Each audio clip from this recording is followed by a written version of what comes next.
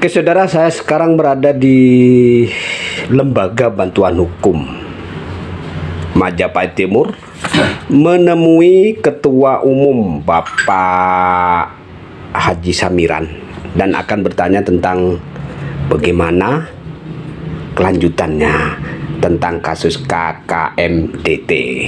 Selamat pagi Pak. Selamat pagi Mas Eko. Ya, terkait dengan laporan Ketua KKMDT ke Polres, itu bagaimana Pak? Itu pertanyaan pertama saya. Kemudian kedua, harapan Bapak selaku PH dari KKMDT bagaimana Pak?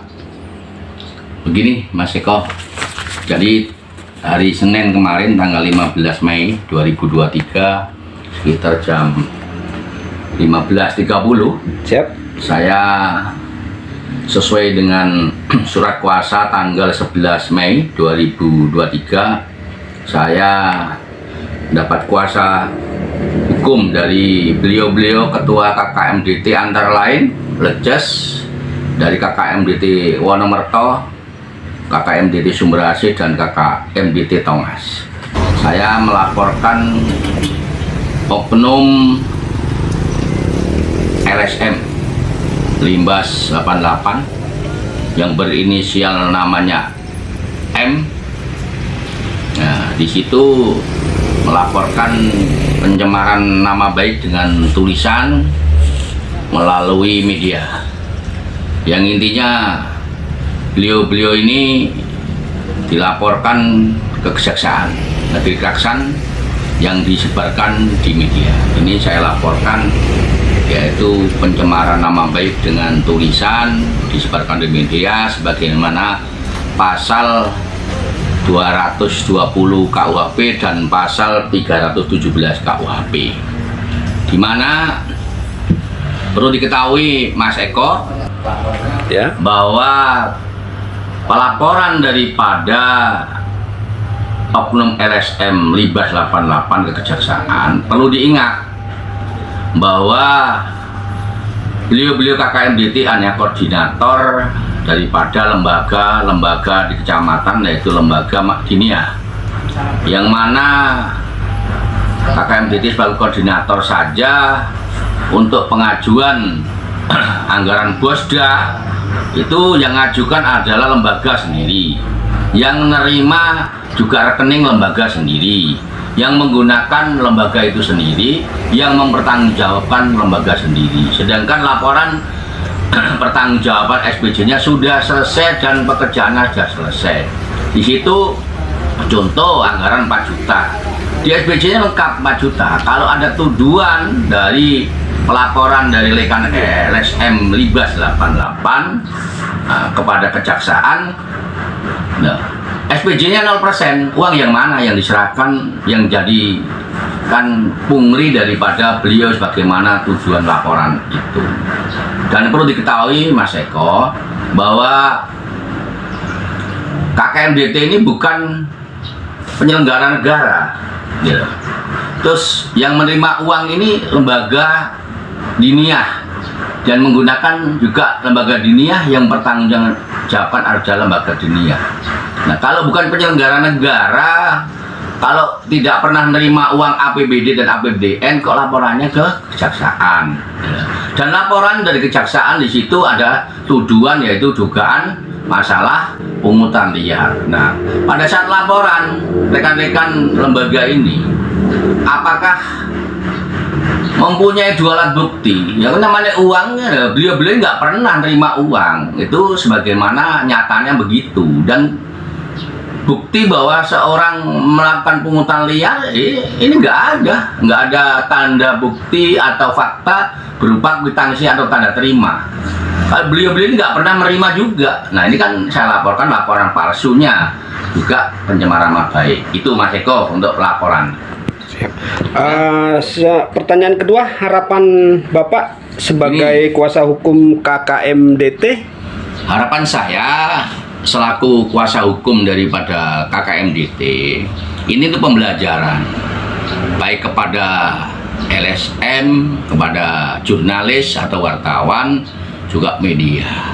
bahwa diketahui bahwa di dalam persepsi hukum ini ada dua, namanya subjek hukum dan objek hukum.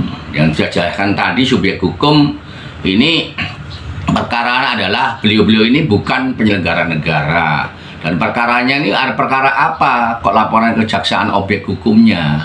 Nah, ini yang perlu saya sampaikan, yang saya jelaskan tadi, Mas Eko. Harapan saya supaya dalam melaporkan suatu peristiwa adu delik ini paling tidak harus minimal mengantongi bukti-bukti atau fakta-fakta kalau bicara masalah KUHP, yaitu pasal 183, 184, yaitu alat bukti, di mana alat bukti adalah saksi, surat, keterangan ahli, petunjuk, dan pengakuan tersangka. Minimal 2 alat bukti ini pelapor harus memiliki itu. Kalau tidak memiliki 2 alat bukti, jangan sok-sokan untuk melapor. Nanti pembuktian nggak bisa dibuktikan, laporan dianggap laporan palsu. Nah itu Mas Eko, harapan saya juga akan mensomasi kepada media yang muat ini, bahwa jurnalisnya pada saat penulisan memuat berita itu ada azas, namanya azas keseimbangan,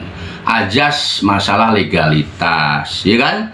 Nah ini di sana tadi penulisan itu nggak seimbang, tidak benar konfirmasi kepada sumber atau pihak-pihak kami yang memberikan kuasa kepada kami, yaitu KKMDT.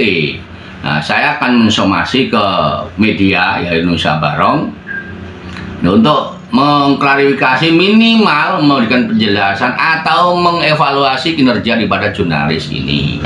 Yang kedua, kami juga akan membuat surat minta penjelasan kepada Dewan Pers, ya kan, bahwa media ini sudah masuk di daftar Dewan Pers apa tidak, sudah mempunyai izin tayang, sehingga hasil pemberitaannya ini bisa bertanggung jawabkan. Kalau itu sudah terdaftar, berarti kita hanya memiliki hak jawab. Tapi kalau tidak terdaftar dan tidak punya izin tayang, ini adalah ranah aparat peradilan, itu Mas Eko. Nah, ini secara berjenjang nanti akan saya lakukan tindakan hukum terkait kuasa yang diberikan kepada Lembaga Bantuan Hukum Mojopahit.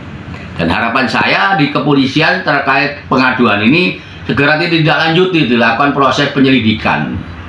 Nah, nanti kalau sudah penyelidikan, kalau sudah temukan fakta, bukti permulaan cukup, yaitu bukti permulaan cukup itu laporan polisi dan keterangan satu saksi, ini bukti permulaan cukup. Nah, segera ditingkatkan ke penyidikan, sehingga perkara ini jelas siapa yang dipersangkakan menjadi tersangka nantinya, supaya ada kepastian hukum untuk pembelajaran kepada rekan-rekan oknum LSM. Juga tidak sekedar titik-titik lapor, tapi tidak mengantongi 2 alat bukti. Juga dikit jurnalis harus fair dan seimbang. Dari minimal 2 alat bukti objek yang diwawancarai menjadikan sumber. Dari titik-titik tidak nulis, titik-titik tidak memuat berita. Itu Mas Eko. Jadi semuanya monggo kita bekerja sebagai profesional, sebagaimana kalau kita jurnalis harus mengacu pada undang-undang jurnalis, yaitu undang-undang pers. Yaitu Mas Eko, terima kasih. Semoga ini untuk pembelajaran yang lain untuk rekan-rekan oknum-oknum LSM atau wartawan, supaya betul-betul profesional bagaimana mencari berita, bagaimana melaporkan seseorang. Terima kasih. Siap, itu aja Pak. Terima kasih atas jawabannya dari saya. Selamat pagi. Assalamualaikum, Ustadz Samsul Pak ya? Betul? Iya. Waalaikumsalam Mas.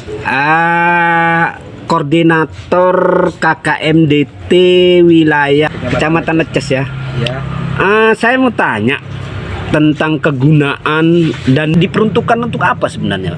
Baik Mas, saya terangkan dari awal, pencairan Bosda ini diperuntukkan oleh wilayah Provinsi Jawa Timur kepada lembaga-lembaga madrasah diniyah yang sudah punya izin. Kemudian diajukan oleh ketua kelompok madrasah diniyah kepada dinas, dan peruntukannya itu namanya Bosda, bantuan operasional sekolah. Nah, sekolah di sini, madrasah di sini diniyah ini untuk siswa dan guru rata semua, diratakan insya Allah sekabupaten. Kalau lecces itu rata sebanyak pula 30 usto, ada tingkatannya. Pula itu tingkat dasar, usto itu tingkat lanjutan. Yang dasar itu diberi bantuan per siswa, per santri 15.000 Per santri 15.000. 15.000 kali 6 bulan yang dibantu oleh provinsi. Itu dalam 1 tahun itu, Pak? Dalam 1 tahun 6 bulan yang dibantu, dan ditambah dengan satu guru 1.800.000. Jadi kalau itu di total selama 15.000 kali 6 bulan itu 2.700.000 ditambah dengan 1.800.000 total yaitu 4.500.000. Maksudnya 4.500.000 itu per tahun, Pak? Nominalnya Tahun 6 bulan yang 6 bulan ya? Iya. Nominalnya 6 bulan 4.500.000. Iya. Oh. 4.500.000 untuk ULA, sedangkan yang usto itu ada dibantu sebesar per siswa 25.000. 25.000. Iya, 25.000 kali 6 bulan. Dan ditambah dengan satu guru 1.800.000. Kalau usto itu totalnya penerima lembaga yaitu 6.300.000. Itu untuk operasional sekolah. Itu ada juknisnya. Untuk yang guru diserahkan kepada guru yang penerima, yang murid itu ada petunjuknya, disuruh beli kitab, beli kapur, beli ATK, ujian kantor, kebutuhan, tapi bukan untuk dibayar atau digunakan hal-hal honor atau bangunan. Bukan. Oh begitu. Bukan. Siap. Untuk operasional aja. Operasional terkait yaitu tadi pembelian ATK, pembelian kitab, apa itu ya, dan lain-lain alat tulis itu, dan kebersihan, dan yang ya itu dah. Oke, ya. Ya itu aja, Mas. Itu aja, Pak ya. Iya, ya, makasih. Oke, Pak, terima kasih atas keterangannya. Saya Mobila Taufik Walhidayah. Assalamualaikum warahmatullahi wabarakatuh. Waalaikumsalam warahmatullahi wabarakatuh.